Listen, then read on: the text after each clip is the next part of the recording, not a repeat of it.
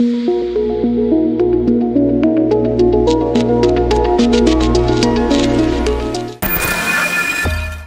changamoto zipi ambazo unakutana nazo katika utekelezaji wa majukumu yako kama kiongozi katika mkoa wa Katavi? Changamoto zipo. Sasa zipo changamoto za namna mbili. Kuna changamoto za kiuongozi, lakini pia kuna changamoto za kiutekelezaji. La kwanza nizungumze changamoto za kiuongozi. Changamoto za kiuongozi ambazo kubwa nakutana nazo. Unajua, mtu yoyote unapopata nafasi fulani ya uongozi, kazi yoyote, lazima uende mafunzo.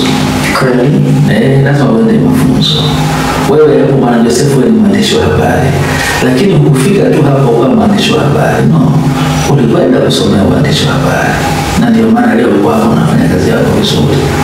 Kwa sababu kwenye uongozi ni hivyo hivyo. Tumechaguliwa mwaka 2022.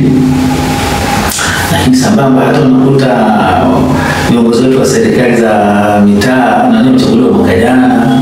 Sasa kwa upande wa chama, na zungumzia zaidi kwa upande wa chama, hawa tuna sisi tuna viongozi kutoka kwa ngazi ya mkoa mpaka kwenye shina kwa balozi, kwa balozi.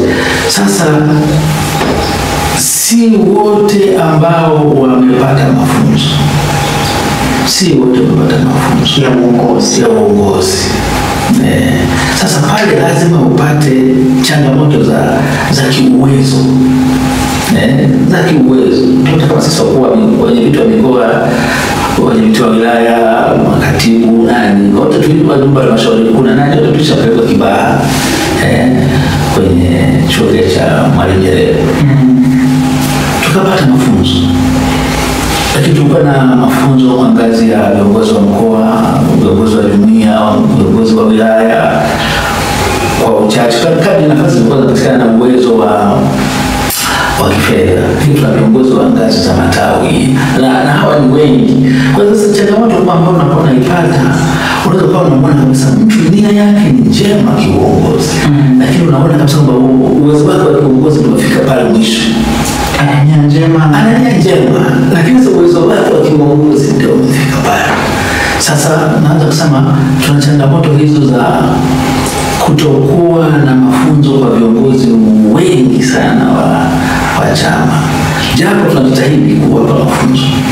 Tunajitahidi semina, mikutano na nini, lakini bado ni kitu ambacho mimi kama mwenyekiti wa mkoa nadhani kwamba hiki ni moja ya changamoto ya kiongozi, na kwa kweli inatikisa kidogo. Unaona kabisa, unaweza kaenda mahali unaona kiongozi mwenzako wa chama kweli kabisa amejitahidi, lakini ukimwona hivi unasema angepata mafunzo kidogo tu pengine angekuwa mzuri zaidi hapa. Wanafanya kazi sana, na ndio maana leo hapa najivunia kwa tumeongeza wanachama. Chama kiko imara, chama kina maneno ushirikiano, chama kinasimamia na nini, lakini kazi ni nzuri, lakini ingeweza kama nzuri zaidi kama watu wangekuwa na mafunzo. Mafunzo ni kitu muhimu sana. Kila mahali mafunzo ni kitu muhimu sana.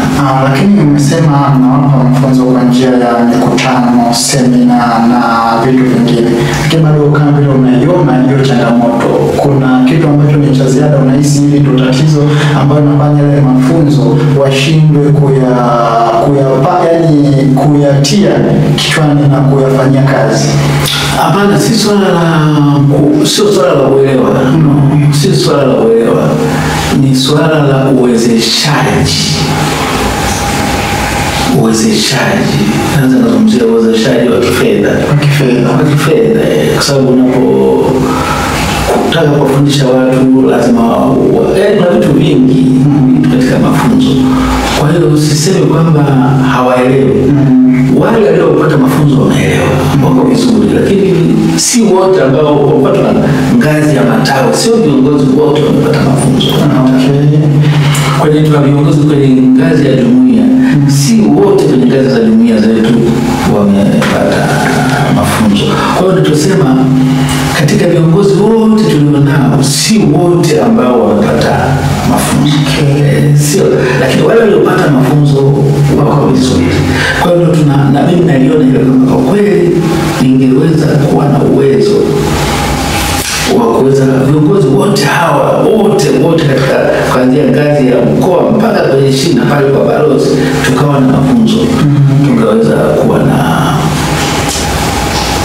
hali nzuri sana. Tuna hali nzuri, tunaweza kuwa na hali nzuri zaidi. Hata kama ungesikia juzi nilikuwa naongea na baraza la umoja wa wanawake wa mkoa wakati wanapokea taarifa ya utekelezaji wa ilani kwa wabunge wetu wa viti maalum, nilimwambia kwamba pengine sasa ni wakati umefika hawa wabunge wetu wa viti maalum wanapofanya kazi zao na jambo la uwezeshaji wa mafunzo kwa viongozi wa jumuiya ya wanawake walizingatia kulichangia, ili walau tuwe na viongozi wengi ambao wamepata mafunzo. Lakini sofa viongozi wanajitahidi sana. Okay, na tayari ushagundua panapovuja, kilichobaki tu ni kuangalia namna gani ya kupasitiri ili pasivuje. Wewe kama kiongozi wa CCM kwa mkoa wa Katavi, umeandaa mikakati gani kuhakikisha wale ambao hawajapata mafunzo yanawafikia lengo tu, ikiwa ni kuweka mazingira sawa ya kazi? Tumeshafanya hivyo. Kama ungekuwa huko hapa mjini ungekuwa unafuatilia sana, utakuta mara ukienda CCM pale wilayani pale utakuta viongozi wako pale.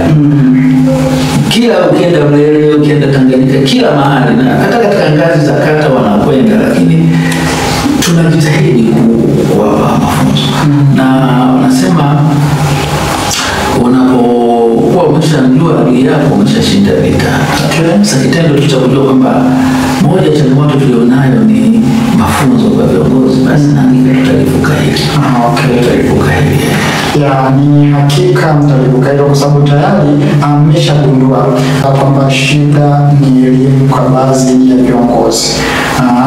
Tukiachana na jambo hilo, labda tuje kwenye jambo lingine.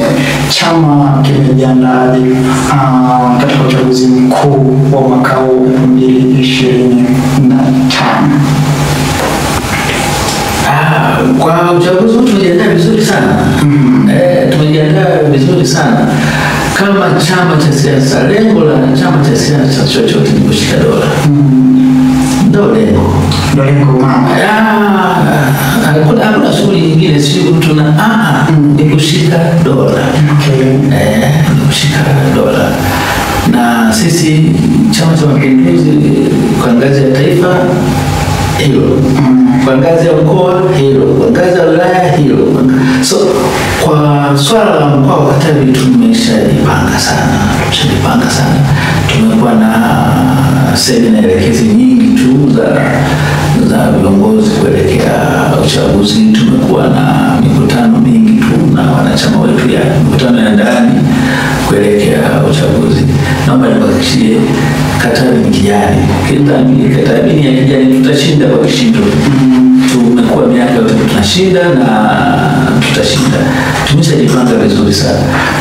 Lakini kimkoa ni kama vile upinzani ni mdogo sana, kitu ambacho kinapelekea kama viongozi wengi wa CCM kulala kushindwa kupambania hali. Haiwezi kaja na matokeo ambayo yatawashangaza wengi. Kwanza na sikuelewa aliyekuambia kwamba upinzani Katavi haupo nani? Nimesema ni upo, lakini ni kama umelala vile. Sasa naweza tukashangaa ikatokea surprise, kitu ambacho wengi hawakutegemea. Wewe kama kiongozi, kuna namna ambavyo unajua kabisa ambavyo unapanga watu wako katika kuhakikisha kwamba mna overcome lile jambo ambalo linaweza likatokea hapo mbele? Upinzani ni mkubwa. Mimi ninachokwambia, nadhani kwanza unaposema upinzani Katavi haupo, si kweli. Lakini vile vile unaposema kwamba viongozi wa Chama cha Mapinduzi wamelala, vile vile si kweli. Upinzani upo, tunajua upo kama ambavyo ulipo nchini na Katavi upo tena mkubwa, lakini na sisi viongozi wa chama tunajua na hakuna aliyelala. Na hakuna aliyelala. Na mfano ukiangalia ni uchaguzi ule tuliofanya wa serikali za mitaa mwaka jana, tumeshinda pamoja na vyama vingine vilikuwepo na tutashinda, na tunafahamu. Na hata hii hali ya kisiasa iliyopo nchini sasa hivi tunaifuatilia kwa karibu sana, na wala tutarajia kama tunaweza tukapata labda mshtuko wa jambo lolote. Hapana, tuna plani 1, 2, 3 kadri itakavyokuja. Sisi wetu ni kushinda. Ni kushinda tu. Chama kwa kiasi kikubwa ambacho kimekuwa kikiwapasua kichwa CCM ni pamoja na Chadema, lakini kwenye chama hicho kumekuwa na mipasuko ya hapa na pale. Hii inaonyesha taswira gani kwa upande wa chama tawala? Unaposema chama cha Chadema ndio kinapasua kichwa, mimi sidhani kama tushapasuliwa kichwa na Chadema. Wale ni washiriki tu wenzetu kwenye uchaguzi. Kwa hiyo siwezi kusema kwamba Chadema tushapasua kichwa. Hapana. Wale ni wenzetu, ni vyama, tunaweza kupita vyama rafiki katika uchaguzi. Na unapozungumzia nchi yoyote inapokuwa na vyama vingi, hivi vyama vipo, lakini havipasui kichwa kwa chama tawala kama Chama cha Mapinduzi. Kama unajua Chama cha Mapinduzi ni miongoni mwa vyama vya kisiasa bora kabisa katika Afrika, hata duniani kinazungumzwa Chama cha Mapinduzi. Na wala sisi hatuhofii kwamba tutapasuliwa kichwa au la Chadema. Hapana, sisi ni kwamba lengo letu ni kushinda. Viwepo vyama 100, viwepo vyama vingapi, lakini hatusemi kwamba tunaingia kwenye uchaguzi tukiwa tuna lengo la kushindana na chama fulani. Hapana, tunaingia katika uchaguzi tukiwa tuna lengo la kushinda. Vyama vyote vitakavyokuja tutavishinda, lakini hatujawa na lengo la kushindana na chama fulani.